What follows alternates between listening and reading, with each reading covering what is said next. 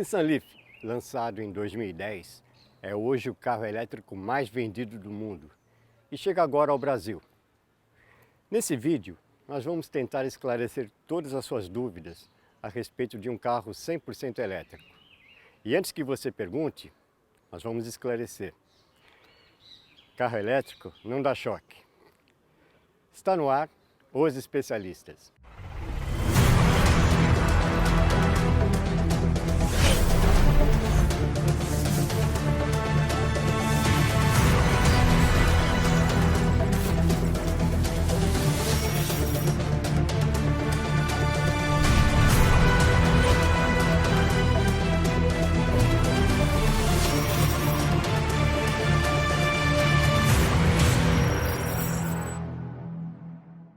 Os Especialistas.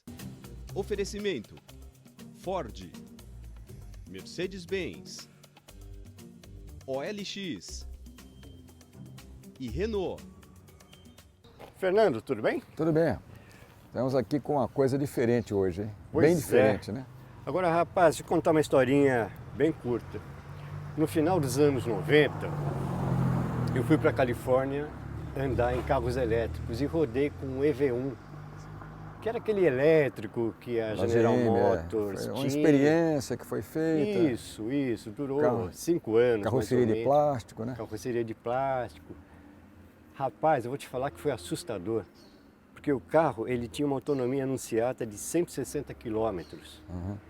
Aí você pegava aquelas highways americanas e a energia ia caindo, você via a autonomia diminuindo e não tinha como regenerar. Imagina as baterias antigas de chumbo e ácido. Pois é, hoje a gente está na frente de um carro que pode rodar até 300 quilômetros com uma carga de bateria. É verdade. A evolução foi em 20 anos, né, cara? Graças às baterias de íon de lítio, né? Que é parecida com as que a gente tem no nosso celular, no dia a dia, né? E elas estão cada vez mais tendo maior densidade energética. Ou seja, elas têm a mesma capacidade em quilowatt-horas, né? Com volumes menores e peso menor. Peso menor. Então essa é a combinação perfeita que se podia pensar para um carro elétrico, né? A grande evolução do elétrico foi, de fato, bateria, né? Porque a gente sabe que os carros elétricos, desde o início do século passado, até antes, né, já tinha carro elétrico. Sim. Chegou a haver até uma indústria para isso, né? Sim. E sempre o problema das baterias, né? O custo elevado, peso grande, baixa autonomia. Eram baterias de chumbo, né? Exato, Basicamente. não tinha jeito, né? Mas agora vamos estar tentando uma nova era, menos o problema que a gente já sabe, que nós vamos conversar depois, sobre o problema do preço. Quer dizer, isso que realmente ainda é o maior empecilho hoje para o carro elétrico. Não é um problema tanto de autonomia, né? Desempenho nem se fala, né? Desempenho nem se Quem já andou, por exemplo, no ônibus elétrico, já sabe que, comparado com o ônibus diesel, a diferença era enorme, né? Principalmente na hora que você vai arrancar, né? Esse é o caso do Leaf aqui, Torque né? instantâneo. Instantâneo. Você tem praticamente 90% do torque em 1/10 de segundo. Isso realmente muda a percepção que você tem de desempenho de um carro. Vamos falar um pouco aqui sobre o estilo, né? Então, a primeira coisa que você vê aqui, que tem uma rápida descida aqui, não é? Uma inclinação muito forte do capô, porque você não tem necessidade de ter radiador, nada aqui na frente, né? E nem grade, né? E nem grade. Essa grade aqui simplesmente, se você chegar de perto, você vai ver que ela tem uns detalhes em azuis. Agora você nota que esse desenho, ele, claro, é um Nissan inconfundível, mas é um desenho aerodinâmico. Você vê a inclinação dessas colunas dianteiras, elas são bem inclinadas.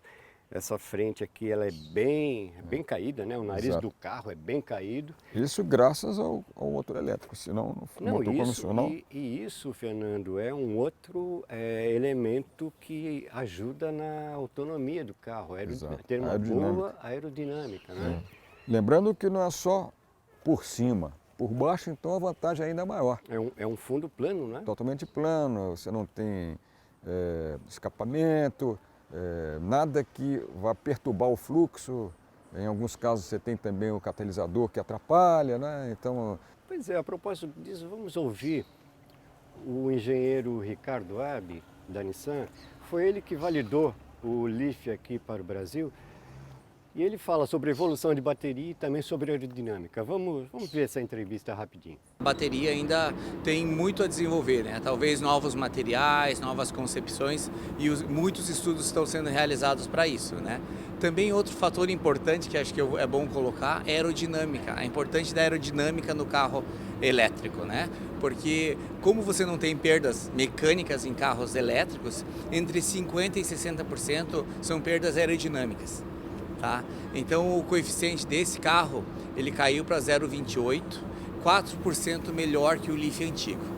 As formas tentam seguir o desenho de uma cunha, né, Fernando? Que obviamente ajuda na aerodinâmica. Exato. Outro detalhe interessante é esse desenho da coluna, da última coluna. Da né? última Coluna C. Esse é um desenho tipicamente da Nissan. Né? Uhum. Esse carro se inspirou inicialmente no Tida, né? Principalmente a primeira geração. A segunda geração já deram um outro aspecto ao carro, né? Que ele já tem uma presença própria, né? E sem dúvida um dos detalhes mais interessantes que eu acho é essa lanterna aqui. A extensão da lanterna, né? No estilo bumerangue, né? Ela avança pela lateral. É uma coisa audaciosa sem ser chocante. Uhum. Sabe? Muito interessante isso, né? E você falou em audácia, quer dizer, o Leaf, apesar de ser 100% elétrico, ele se confunde com qualquer hatch a combustão, né? Não existe mais aquela preocupação em fazer aqueles desenhos diferenciados, tipo né? Jetson, né? Futuristas. Hoje é um carro normal. Exatamente, né? O Leaf, obviamente, foi desenvolvido em túnel de vento, né? Muitas horas de túnel de vento. E os engenheiros da Nissan criaram uma solução aqui nessa régua. Você vê que ela é bastante irregular, ela tem uma saliência aqui, Isso. exatamente para favorecer a aerodinâmica em ventos laterais. Uma coisa Exato. curiosa, uma preocupação Isso não naturalmente. só com ventos frontais, mas laterais também. Bom, a gente nota que esse carro ele tem rodas 17 calçadas com pneus de baixo atrito, né, os chamados pneus verdes, Né? E de perfil alto. de perfil alto. Exatamente. Isso é uma característica, né, dos carros elétricos. Como tem um torque enorme, você até é preferível usar o conjunto roda e pneu de maior diâmetro. Porque como você tem torque de sobra, você pode ter pneus um pouco mais estreitos e um pouco mais altos. Mais altos. Essa é uma característica de carros elétricos. Vamos dar uma olhada no porta-mala? Vamos lá, Fernando, então? como não tem nenhum elemento, nenhum cano de escapamento passando por baixo do assoalho, esse porta-malas ele pode ser mais profundo, né? E mais largo. E mais largo também, né? Aqui são 435 litros, né? E também não tem tanque de combustível para atrapalhar, né? Muitos carros têm o tanque aí por baixo, né? Então ele ganha esse volume extra, né? E também o step, ele existe, mas ele está aqui, ó, por baixo. Isso é uma coisa muito pouco confortável. Sob o assoalho não é nem um pouco confortável você fazer uma troca de pneus, né? sabendo que ele está por baixo do assoalho do porta-malas. Pois é, estamos aqui dentro do Nissan Leaf, 2,70 m de entre-eixos e tem bastante espaço aqui no banco traseiro, do joelho para até o encosto do banco dianteiro, mas temos alguns probleminhas. Um deles é que você não consegue colocar muito o pé por baixo do banco, justamente porque é aqui embaixo que ficam as baterias. Então elas limitam um pouco essa possibilidade, né? E você vê que a própria angulação das pernas também não é ideal. E tem outra surpresinha desagradável, que é aqui as baterias invadirem o espaço do terceiro passageiro, que é sempre ruim em qualquer carro, mas nesse é particularmente ruim, porque ele começa estreito, vai alargando e realmente é uma coisa um pouco incômoda. Mesmo para criança vai sentir dificuldade aqui, né? Fernando, aqui dentro nada denuncia que a gente está no carro elétrico, a não ser esses recursos aí do cluster, né? O cluster bem, para dizer a verdade, é bem diferente, né? Só tem um velocímetro aqui de convencional, mas as informações que aparecem aqui no cluster são muito interessantes, desde como você pode gerenciar o carregamento da bateria, até como você pode, o modo que você está conduzindo, né? E o método de partida é muito simples, por uma questão de similaridade com o carro convencional, você tem que botar o pé no freio, né? Porque embora você não tenha marcha, não tem como você ter um acidente, né? Claro. Esqueceu a marcha e o carro pular para frente, né? Você Claro. não tem caixa de câmbio, né? Como todo carro elétrico, né? Então você colocou aqui o botão na partida, né? Você só sabe que ele está pronto para partir porque aparece um sinalzinho verde, um ícone lá mostrando que o carro está pronto para partir, né? Silêncio absoluto. Aqui também um console bem limpo, né? Uhum. O freio de estacionamento voltou para o pé, aqui como eram em muitos carros antigamente. E a gente nota o formato da alavanca de câmbio. Não é alavanca de câmbio, vamos dizer, a gente nem pode dizer porque o carro não tem câmbio. É alavanca de colocar o carro em marcha. Exatamente Porque isso. câmbio a gente vai estar acostumado, né? Marcha à frente, marcha atrás. Na realidade aqui é tudo normal, né? Mas a gente coloca aqui, né? E aqui é o neutro, né? Aqui é o drive, depois mais uma é a posição B que nós vamos explicar, que é a melhor forma, o melhor custo-benefício para você andar com carro elétrico nessa posição B. São os modos de condução, né? Exato, e você também tem a possibilidade de ter uma possibilidade de eco, né? Então, você corta um pouco a potência do motor para aumentar a autonomia da bateria. É um acabamento, não é luxuoso, mas exato. também Você vê que tem alguma parte aqui emborrachada. Né? Essa aqui parece ser couro mesmo, viu, Guerreiro? É couro. E é um carro que conta com alguns recursos, como essa câmera 360, que já é presente em alguns outros Nissans, né? Isso é uma novidade, até no Kicks, né? Que foi Sim. Ele revolucionou na época Sim, exatamente. Os SUVs compactos com essa câmera de 360 graus, né? E tem também alguns recursos de condução semi-autônoma, né? Isso é verdade, que é um sistema relativamente caro, né? Que só está em carros mais caros, né? Ele tem, além de o sistema de controle de cruzeiro adaptativo, né? Ele também tem aquela possibilidade de andar e parar em baixas velocidades, né? Fora disso, eu gostei muito também desse sistema de controle, né? Dos vidros, de abertura, de regulagem dos espelhos, né? Ele tem uma inclinação tem uma por alto, inclinação, exato, e voltado para você, que ergonometricamente nota 10. Gostei muito. O que nós temos aqui então é um cluster de 7 polegadas, né? Com uma janela digital. Está a administração do veículo, né? Que tem muitas possibilidades, né? E uma tela multimídia de 8 polegadas. 8 polegadas. Muito fácil de operar. Rápida, né? Rápida e uma tela tátil, né? Que você pode fazer todos os comandos nela própria, né? Chato que fica a marca de dedo, mas isso é um problema que as próximas gerações de telas é que vão ter que resolver, né? E ela permite o pareamento com Apple CarPlay e com Android também. É um Android alto, né? Fernando, configuração, motor dianteiro, tração dianteira. Agora o que surpreende é que esse motor é alto, né? Na realidade ele é um motor são 3 camadas aí diferentes, né? Então um motor, depois o inversor e também um sistema de arrefecimento, né? Pequeno, né? Só para você manter temperatura estável, né? E aqui tem a bateria convencional para colocar todos os outros acessórios, né? Agora o que surpreende, porque ele tem 150 cavalos, né? Na verdade 149,6 para ser exato, quando você faz a conversão de quilowatt para CV. E agora o torque é espantoso, né? É impressionante, né? São 32,6 kgfm de torque. É realmente imediato. Muita coisa. Imediato, né? A gente nunca pode esquecer, num carro elétrico você tem 90% desse torque no primeiro décimo de segundo que você vai sair com o carro, né?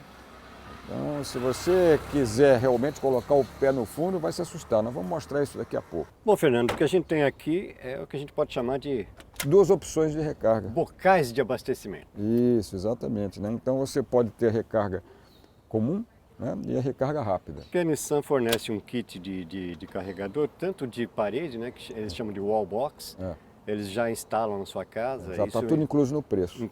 Incluso no preço, e um cabo de emergência para você levar em viagens. E você poder fazer uma recarga tanto num carregador público, né, como até numa tomada normal, né? Agora, antigamente existia aquela síndrome da autonomia, quando o cara estava dirigindo um carro elétrico, ele sempre ficava preocupado com a possibilidade a descarga das baterias e consequente diminuição da autonomia, né? Hoje isso... vamos dizer que está atenuado, né? Não está totalmente resolvido. Dentro de cidade não vejo nenhum problema, esse realmente terminou. Em estrada é complicado, você tem que planejar.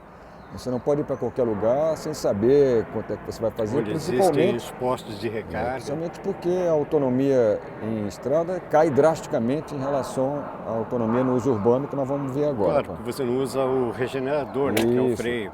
Bom, uma das preocupações do comprador do carro elétrico é a falta de postos de abastecimento, né? Principalmente no Brasil, que é um país continental. Exatamente. Isso. Então a pessoa se sente insegura em fazer uma viagem. Mas isso parece que não é problema para a Nissan.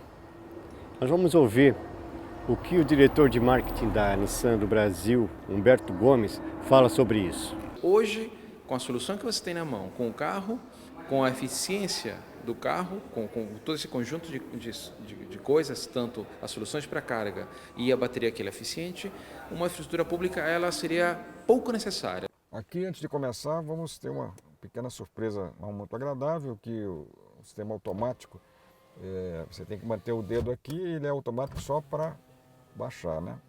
Mais uma economia. Só o vidro do motorista. Só o vidro do motorista, né? Mas faz parte. Vamos agora começar a guiar. Soltar o freio. Freio. Já está no D. E a gente só nota que o carro foi ligado se a gente prestar atenção no painel, né? Isso. Basicamente você ouve o quê? O atrito do pneu no asfalto. E o ruído de suspensão, né? E uma das vantagens do carro elétrico é o baixo centro de gravidade, que isso ajuda muito na estabilidade, né? Aqui no caso do Leaf, as baterias elas são instaladas sob o assoalho, aqui onde nós estamos sentados. Só que tem aquele incômodo que a gente viu do túnel central, que é alto e largo, né? Esse conjunto de bateria é formado por 24 módulos com 9 células cada módulo, isso dá um total de 192 células de bateria. Então imagina o seu celular com 192 baterias. E tudo isso proporciona uma capacidade de 40 kWh, que é o que determina também a autonomia, exatamente. Que mostra qual é a autonomia real do carro. Agora tudo isso tem a consequência, que é o peso. Óbvio que no passado já foi muito mais pesado, mas ainda assim, esse conjunto de baterias ele representa 20% do peso total do carro. Ou seja, esse conjunto pesa 300 quilos.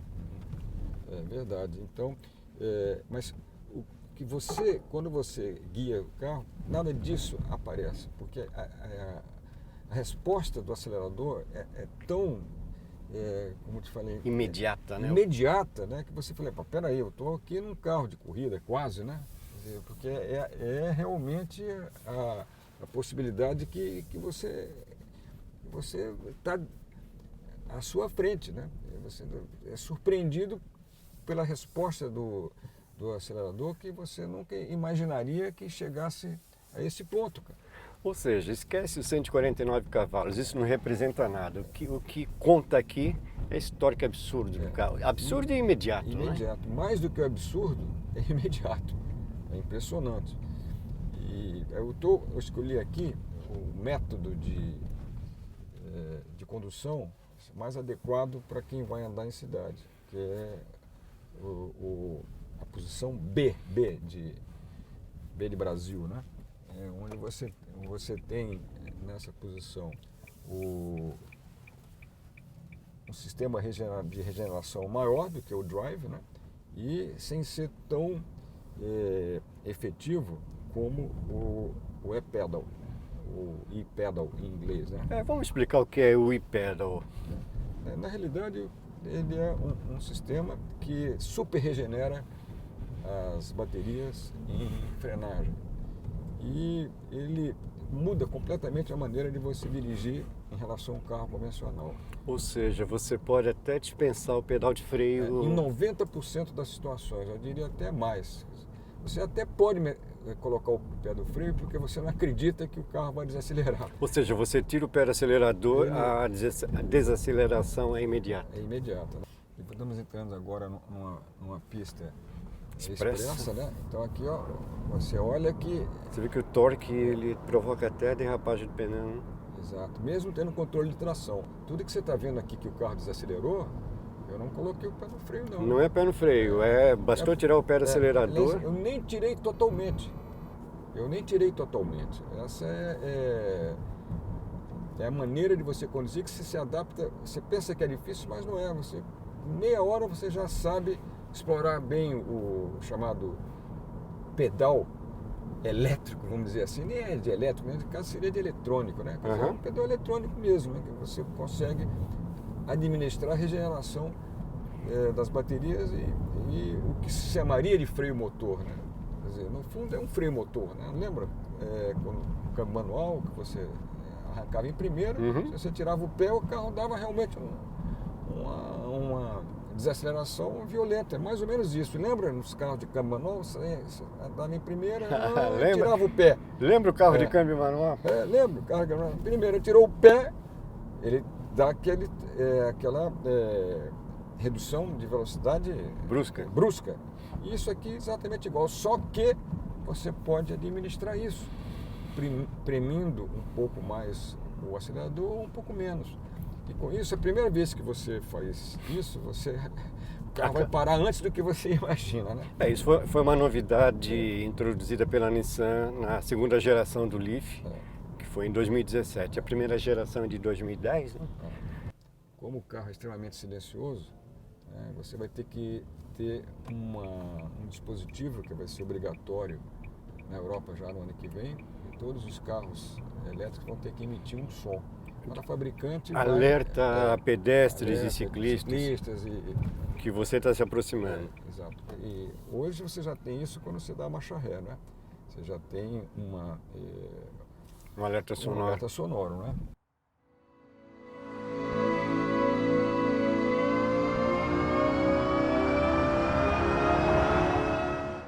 Fernando, a Nissan e a aliança da qual ela faz parte, que reúne a Renault e a Mitsubishi, eles pretendem ser líderes da produção de carros elétricos no mundo. Agora, você acha que carro elétrico é de fato a solução? A solução é. O problema é que tem os probleminhas, as pedras no caminho, né? O principal, Guerreiro, é o que todo mundo sabe, né? O preço. Vai demorar um pouquinho até os carros diminuírem de preço. Né? Estamos falando de Brasil. Brasil e mundo. Brasil e mundo, né? Porque hoje, se você for realmente... Esquece carga fiscal, né? Vamos comparar lá um carro com carga fiscal zero, né? Hoje, um carro elétrico, por exemplo, com uma bateria de 40 kWh, que é típica de um carro médio, ele custa 90% mais caro que um carro convencional, com o mesmo equipamento. Você acha então que o preço é o grande obstáculo. A autonomia, ela hoje está menos problemática do que estava no passado. Se você usa o carro em cidade, você esquece o problema de autonomia. Mas ninguém usa o carro só na cidade. Pois né, aí você fica pensando, puxa vida... Você não pode ficar limitado. Que é exatamente o oposto do carro convencional. O carro convencional tem baixa autonomia relativa em cidade e alta autonomia em estrada. No carro elétrico é justamente o contrário. Como você usa bastante o carro em cidade, você não vai precisar se preocupar. Aliás, eu até digo, olha, você nem, no começo você pode ter aquela ansiedade de, puxa, rodei pouquinho e colocar Síndrome da autonomia. Então você vai, não, eu quero sempre ter a minha bateria cheia. Sim. Não há necessidade, porque se você andar no trânsito, você tem uma regeneração de graça. Basta tirar o pé do acelerador que você regenera a bateria. O carro elétrico não gosta muito que você coloque o pé no fundo, mas o problema é que ele tem tanta capacidade de aceleração que você não vai precisar usar isso. É realmente uma vantagem enorme. Aqui você coloca, olha, te cola no banco. É uma coisa... Com motor turbo, né? Exatamente, como um motor turbo. Que é contida, né? Quase todos os fabricantes, eles colocam a velocidade máxima um pouco menor do que o potencial que a potência permite. Porque esse é um outro problema das baterias, né? Elas não gostam que você use o pedal do acelerador constantemente perto da tábua, como se falava antigamente. Isso é uma coisa que eles não gostam mesmo, né? Se num carro convencional você precisa seu carro faz quantos quilômetros por litro, né? E agora você vai ficar perguntando quantas horas eu tenho, né, de direção, né? Essa é a coisa mais difícil de responder, né? Mas a eficiência do carro elétrico chega a 96%. Em termos de perdas. Do motor, né? Do motor. Exatamente. 90% em um carro convencional é 30%. Mais de 90% um carro convencional muito bom, você consegue ter uma eficiência energética de 30%. Olha, 30%. E olha lá. A média é 21%. Uma outra 25%. coisa interessante é isso daqui que eu fiz agora. A direção elétrica é muito direta. Hoje a direção elétrica é comum nos carros, né? Mas e obrigatória, né? Praticamente, né? Alguns ainda têm assistência eletrohidráulica, né? Mas esse acerto que a Nissan fez foi ótimo, porque ele permite que você tenha respostas quase de um esportivo. Você colocou o volante, nada de... São 2,5 voltas de batente a batente, quer dizer, uma resposta realmente muito rápida da direção, né? Agora vamos ao principal, deixamos para o fim, né, Guerreiro? Que é o preço, né? Fica R$195 mil, né? R$195 mil, e é um carro que vem da Inglaterra, mas não paga imposto de importação. Imposto de importação. O IPI é 1/3 do IPI normal, né? Quer dizer, que seria ali, só para você entender, ele paga um imposto de IPI que é metade de um carro de 1 litro, né? Então, se você olhar tudo isso, você consegue um carro convencional desse tamanho, né? Em torno de 100 mil com tudo que tem aqui. Já com os sistemas de semi-autônomos de condução, como nós já descrevemos, né? O controle de cruzeiro adaptativo, né? O sistema de frenagem automática. Um carro desse porte você conseguiria comprar por em torno de R$100 mil, né? Isso pagando o imposto total. Sim, é quase o dobro. Quase o dobro. Praticamente o dobro com imposto menor. Então é complicado, né? E você não tem... O carro elétrico é um carro exatamente feito para uso urbano. Essa vai ser a grande resposta dele daqui para frente. Aliás, eu acho que a tendência é essa mesmo. O carro elétrico ele vai primeiro comer pelas pontas do mercado. O carro urbano mesmo, que a gente chama de subcompacto, né, que as pessoas usam basicamente em cidade, esse carro vai ser elétrico. Isso não tem dúvida nenhuma. Os carros que são usados e compartilhados, esses vão ser carros elétricos. Na outra ponta, você tem os SUVs, né, que também eles são competitivos, porque eles gastam muito combustível, eles vão ter que ter limitações, na maioria dos países está colocando essa limitação em termos de emissões de CO2, então aí não vai ter saída, vai ter que ser opção elétrica mesmo. Agora, o grande miolo é que é complicado, quer dizer, que responde aproximadamente por 60%, 70% das vendas, esse vai ser muito mais lento. Isso eu estou falando lá fora. No Brasil é um pouco A gente diferente. tem um caminho longo a percorrer e ainda existe a opção do carro híbrido, né? Antes do elétrico. Que particularmente eu acho que é uma solução muito mais racional do que o elétrico, até porque tem muita discussão. Muitas pessoas acham, e eu também acho, que as baterias de lítio não serão as baterias definitivas, elas têm uma série de problemas. Não, sim, elas estão sendo desenvolvidas, está se Não, pensando em uso de outros materiais, como sódio, por exemplo. Ou então Existe baterias uma- de estado sólido também. Existe uma tá sendo questão pesquisa. crucial, que é o descarte da bateria, como isso vai ser feito. Então o pessoal fala em segunda vida, perfeito, mas mesmo numa segunda vida você tem um custo para fazer isso, né? Sim. E vai chegar um momento que você não vai ter segunda vida. Você vai ter que simplesmente reciclar a bateria Reciclar mesmo, a bateria, né? exatamente. Ver o que é possível fazer. Isso quando tiver uma produção enorme, né? Não agora, no começo. Mas isso é questão de tempo, Fernando, porque as baterias já evoluíram muito e a tendência é que elas evoluam mais ainda com a... O problema, Guerreiro, é o preço, porque... O custo disso, né? O custo da bateria já caiu radicalmente. Agora, o custo ele já está diminuindo mais lentamente, né? Mas tem a vantagem de você ter a escala de produção, né? À medida que você aumenta a escala de produção, você diminui o custo. E, consequentemente, o preço do veículo, né? Existem alguns estudos que acham que em 2025 um carro elétrico vai custar a mesma coisa que um carro convencional. Tenho dúvidas. Eu também tenho. 2025 é um... Tá, amanhã. É amanhã, né? Mas você vê, né, estamos dando um exemplo clássico aqui. Estamos dando um exemplo clássico aqui. Esse carro custa 100% a mais do que um carro convencional. Da mesma categoria e com os mesmos equipamentos. Com a vantagem que esse tem um desempenho muito melhor. A sensação que você tem quando você arranca com esse carro é que você está andando com um carro de 250 cavalos. Esse motor gira 10.000 rotações. Ele gira 10.000 rotações e, obviamente, você tem uns conversores para reduzir, para... Aliás, a única coisa que ele tem, né? Não precisa de caixa de câmbio, né? Uhum.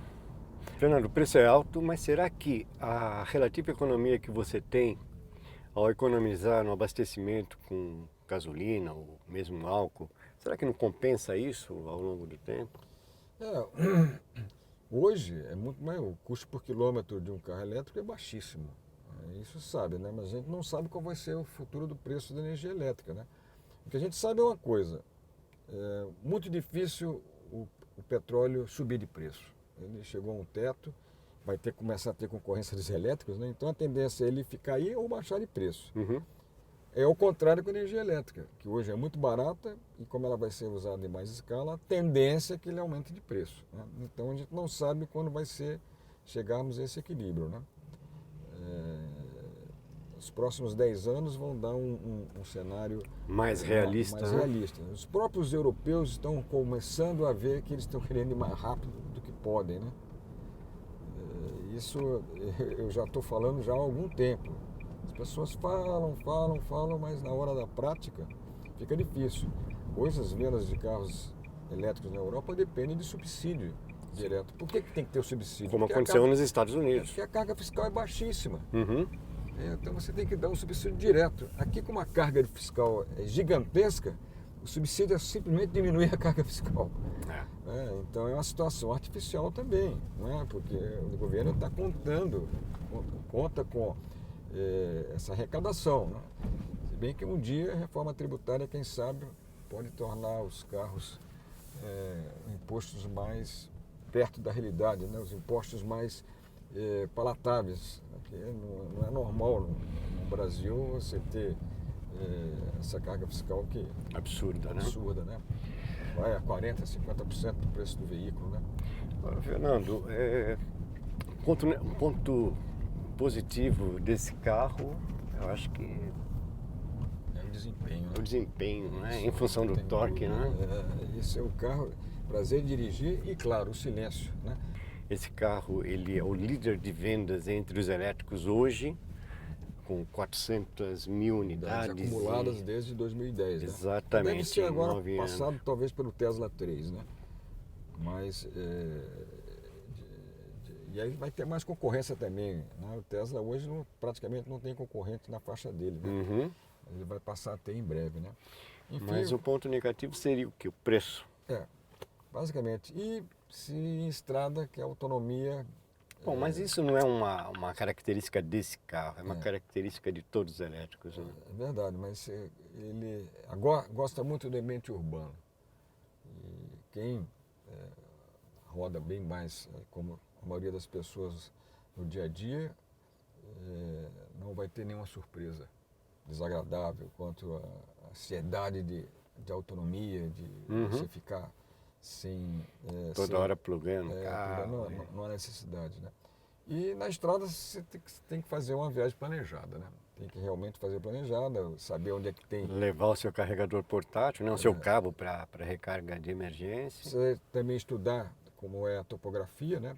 Se você, numa estrada plana, você vai ter autonomia, quando você tiver uma estrada de subida e descida, se você estiver descendo, maravilha. Mas Você regenera a bateria. Mas se estiver subindo, é o pior cenário possível. Estrada e subida, entendeu? Que você vai chegar lá no local. Isso é um caminho sem volta, né? Os carros elétricos vieram para ficar. Parece que é a solução aí para a redução de emissões As emissões locais, por exemplo, de um carro elétrico, elas são zero. Zero. Não tem nada. Mas sobre o CO2 vai depender de onde você obter energia elétrica, né? Sim. Se você vai ter uma usina térmica a carvão, ou mesmo a gás natural, ou óleo diesel, qualquer que seja, aí você vai ter uma emissão lá de CO2, né? Então, esse balanço precisa ser feito com cuidado, né? Cada país é um país, né? A situação da Europa é uma, dos Estados Unidos é outra, do Brasil, da China, né? Então a gente tem que tomar um pouco de cuidado sobre esse aspecto do gás carbônico, que é o gás de efeito estufa e o gás de mudanças climáticas, né? Sim. Então, um carro elétrico não está totalmente livre disso, a não ser que você seja abastecido por uma energia elétrica alternativa, como, por exemplo, eólica, Solar. solar, né, dos ventos e do sol. Aí sim, você tem uma maravilha. Uma energia limpa, né? Totalmente limpa, de ponta a ponta, né? Mas isso hoje não é o cenário atual, né? Tá bom? É isso aí. Bom, meus amigos... Nós fizemos um programa um pouco maior, porque Sim. é um carro completamente não convencional. Então temos que falar e explicar melhor para o público dos especialistas. Exatamente. E espero que vocês tenham gostado. Obrigado por chegar até aqui. E de novo, recomende o programa a um amigo, curta, ative o sininho e toda semana um vídeo novo no ar, né, Fernando? Exatamente. Até a próxima, pessoal.